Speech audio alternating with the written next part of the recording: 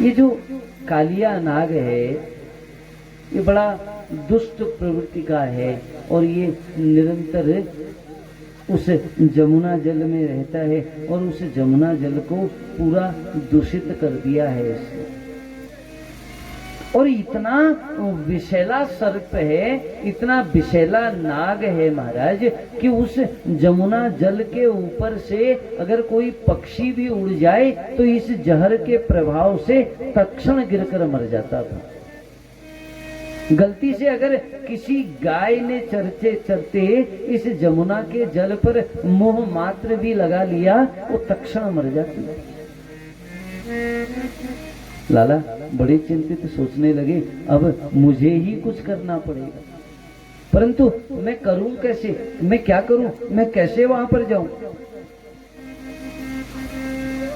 एक दिन योजना बनाई है, आज प्रातः से ही दोपहर में गाय चराकर अपने मित्रों से कहा देखो ऐसा है हम आज अब गाय नहीं चढ़ाएंगे, आज हम कुछ खेल करेंगे। उन्होंने कहा खेल कहाँ करेंगे, इन्होंने तो कहा भगवान कहने लगे आज हम यमुना जी के किनारे जाकर कोई खेल करेंगे। लालाओं ने कहा हम तो बिल्कुल नहीं जाएंगे।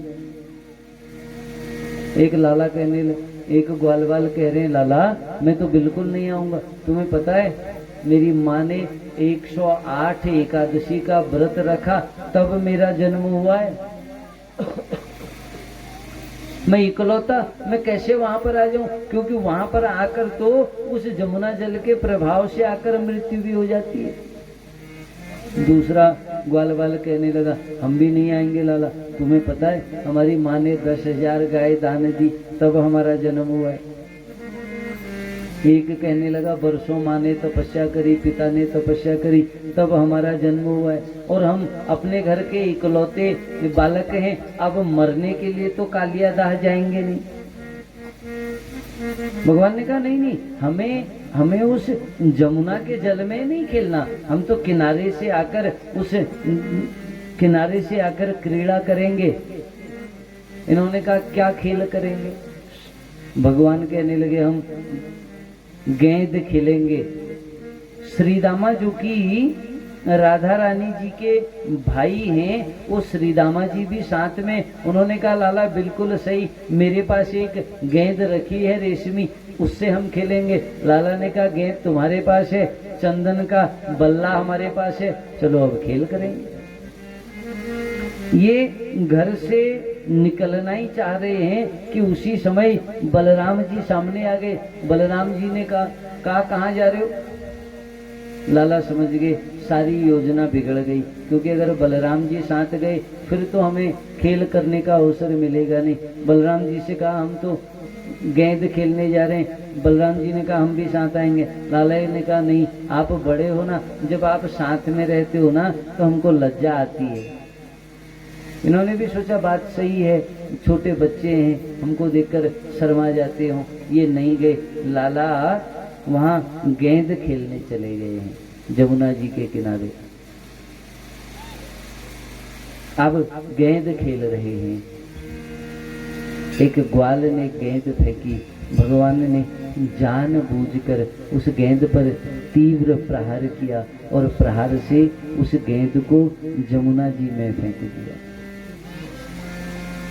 और उन ग्वाल वालों की बुद्धि ऐसी बनाई दी कि अब वो तो गेंद के लिए लड़ने लगे। अब तो श्री दामा जी कहने लगे अरे लाला तुमने हमारी गेंद जमुना जी में फेंक दी है, अब तो तुम ही हमारी गेंद लेकर आओगे। लाला ने कहा अरे हमने जानबूझकर नहीं फेंकी, तुम उस गेंद की जगह 5 गेंद और ले लो ना। श्री दामा जी ने कहा बिल्कुल नहीं, हमको तो वही गेंद चाहिए जो हमारी गेंद है, वो फेंक उसी को लेकर आओ।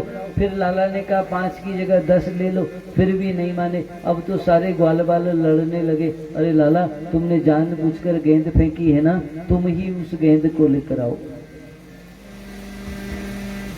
जब कोई नहीं माने, लाला ने कहा देखो ऐसा है, तुम बहुत सारी जिद मत करो, अगर तुमने बहुत जिद करी तो हम तुमको सच बता रहे हैं, हम इस जमुना जी में कूद जाएंगे। ग्वाल वालों ने सोचा हमको डरा रहा है, फिर तो कहने लगे कहीं से भी लाओ, तुम उस गेंद को लेकर आओ। और जैसे इन्होंने खूब जिद करी है ना, तो महाराज भगवान इनके देखते ही देखते एक कदम्ब के वृक्ष पर चढ़ गए, और वो जो कदम्ब का वृक्ष है ना वो जमुना के ऊपर है। ग्वाल बाल देखकर कहने लगे, अरे लाला नहीं नहीं नहीं, तुम नीचे आ जाओ, नीचे आ जाओ। अरे हम तो ऐसे ही कह रहे थे, हमको गेंद नहीं चाहिए, क्योंकि ये लाला से बड़ा प्रेम भी तो करते हैं। इनको पता है अगर लाला जमुना जी में गए ना, ये इतना विषाक्त जल है, ये तो तक्षण वध कर देगा। इसलिए कहा लाला तुम नीचे आ जाओ, हमको गेंद नहीं चाहिए। लाला ने कहा अब तो हम बिना गेंद लिए नीचे आएंगे भी नहीं, अब तो हम बिना गेंद लिए मानेंगे भी नहीं। और उसी समय लाला ने उस जमुना जी में छलांग लगा दी, और जैसे ही छलांग लगाई ना, घर में माता यशोदा बैठी है, उनके तो हृदय पर जोर से आघात लगा। माँ चिल्लाकर कही, अरे मेरा लाला कहाँ है, किसी ने देखा है क्या?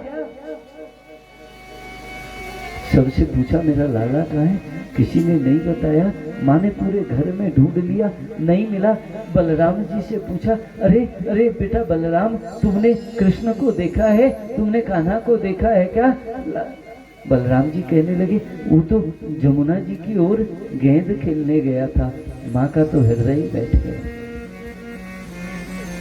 सोचा मेरा लाला जमुना जी में गया था, अवश्य अवश्य वो कहीं कालिया नाग उसको डस न ले, क्योंकि लाला मेरे से कुछ दिन पहले कह रहा था ना, हे माँ अभी तो मैं छोटा हूँ, अगर मैं थोड़ा बड़ा हो गया ना तो उस कालिया को अवश्य मैं वहां से बाहर निकल। और मुझे लगा मेरा लाला मुझसे उपहास कर रहा है, मगर आज लाला सच में वहां चला गया। माँ का तो हृदय बैठ गया। दौड़ दौड़ कर नंद बाबा को बताया, हे नंद बाबा सुनते हो, लाला जमुना जी पर खेलने चला गया है। सब ब्रजवासी, सब वृंदावनवासी दौड़ दौड़ कर जमुना जी के समीप आ रहे हैं। समीप क्या देखते हैं, सारे ग्वाल बाल खड़े हैं, लाला को पुकार रहे, रो रहे हैं। ये तो लाला के वियोग में मूर्छित हो गए बेचारे, क्योंकि कृष्ण के बिना नहीं रह सकते। अरे कृष्ण हम तो उपहास कर रहे थे, हे कृष्ण हमको पता नहीं था तुम सच में कूद जाओगे। हे कृष्ण ये सब मूर्छित हो गए। सारे व्रजवासी दौड़ कर आए, एक ग्वाल को थोड़ा सा होश आया। माँ ने पूछा, अरे ग्वाल बाल वो लाला कहाँ है? उसने कहा, माँ हमने कुछ नहीं कहा, हमने तो रोका, परंतु वो जमुना जी में कूद गया। और जैसे ही पता लगा ना लाला जमुना जी में कूद गया है, नंद बाबा और यशोदा तो धरती पर बैठ गई, सोचने लगी ये कौन से जन्म का पाप है, बुढ़ापे में लाला का जन्म हुआ और आज लाला जमुना जी में कूद गया। माँ कहने लगी नंद बाबा से, वो कालिया नाग छोड़ेगा नहीं लाला को, क्योंकि वो तो बड़ा विषाक्त है महाराज। अवाल वृद्ध वनित हो जितने ग्वाल वाले हैं, ये सब लाला को याद करके रोने लग गए, बार बार कहने लग गए कि हे लाला हम आपके बिना कैसे जीवित रह सकते। नंद बाबा और यशोदा तो मानो आज स्वयं उस जमुना जी में कूद जाना चाहती है, उस जमुना में डूबकर स्वयं प्राण देना चाहती है, क्योंकि जब लाला ही जीवित नहीं ना तो फिर हम जिंदा रहकर क्या करें। और उधर लाला को देखिए महाराज कि जैसे ही उस जल में कूदे हैं, उस जल में कूद कर क्या देखते हैं कि वो नाग राज सोया है, 100 फन है उसके। इस नाग की जो पत्नियां हैं, उन्होंने जब लाला को देखा ना, स्वरूप को देखकर मोहित हो गए। सोचने लगे वो माँ कितनी धन्य होगी जिस माँ ने ऐसे पुत्र को जन्म दिया है। फिर याद आ गया कि नहीं नहीं, अरे हमारा स्वामी, हमारा नाथ अभी अगर उठ गया ना वो तो इसका वध कर देगा। कृष्ण से कहा, हे बालक तुम यहाँ मत रुको, शीघ्र वापस चले जाओ, क्योंकि यदि हमारा स्वामी उठ गए ना तो तुम्हारा आज वध कर देंगे। भगवान ने कहा, अरे महाराज उठाओ अपने स्वामी को, आज हम उसी से मिलने तो आए हैं। जैसे ही ये जल में हलचल हो रही थी, वो कालिया नाग, उसकी निद्रा टूटी, वो उठा, उसने देखा कि भगवान बालक का स्वरूप है। वो तो गुस्से में, क्रोध में भर गया, वो फुंकारने लगा, अपने फनों को उठा दिया और एक बार तो स्वरूप को देखकर मोहित हो गया है। फिर मन में विचार आया कि नहीं, अगर मैंने इसको छोड़ दिया ना आज, तो फिर जो मेरा भय है वो कम हो जाएगा। अब तो मानो कृष्ण को डसना चाहता हो, फुंकारता हुआ वो कालिया नाग इस कृष्ण पर प्रहार करने लगा है। और भगवान ने भी एक अटखेली ली है, इसकी पूंछ को पकड़कर भगवान नृत्य करते हुए इस कालिया के फन पर विराजमान हो गए और वहां सुंदर नृत्य करने लगे। भगवान रक्त रंजित हो गया है इसका शीश। ये कालिया नाग जब परास्त होने लगा, वो नाग पत्नियों ने हाथ जोड़ा, हे प्रभु इसको क्षमा कर दो, इसको क्षमा कर दो, इसको क्षमा कर दो। भगवान कुछ शांत हुए। वो नाग पत्नियों ने इससे कहा कि हे कालिया नाग, अब तू भगवान से क्षमा मांग ले, भगवान से माफी मांग ले। उसने कहा बिल्कुल नहीं, मेरा अपराध क्या है मुझे ये तो बताओ, तभी तो मैं क्षमा मांगू। भगवान ने कहा अरे मूर्ख, इतना जल तूने विषाक्त बना दिया है और तू पूछ रहा है कि मेरा अपराध क्या है।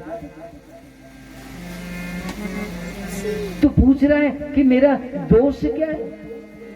कालिया नाग ने कहा प्रभु एक बात बताओ, हमें एक बात ये बताओ नाथ, पहले तो ये बताओ ये धरती, ये ब्रह्मांड किसने बनाया। भगवान ने कहा हमने बनाया। कहा इसमें सृष्टि किसने बनाई। मैं। भगवान ने कहा हमने बनाई। तो ये बताओ ये पुत्र, ये मनुष्य, ये पशु, ये वृक्ष किसने बनाए। भगवान ने कहा हमने बनाए। तो कहा ये सर्प किसने बनाए। भगवान ने कहा हमने बनाए।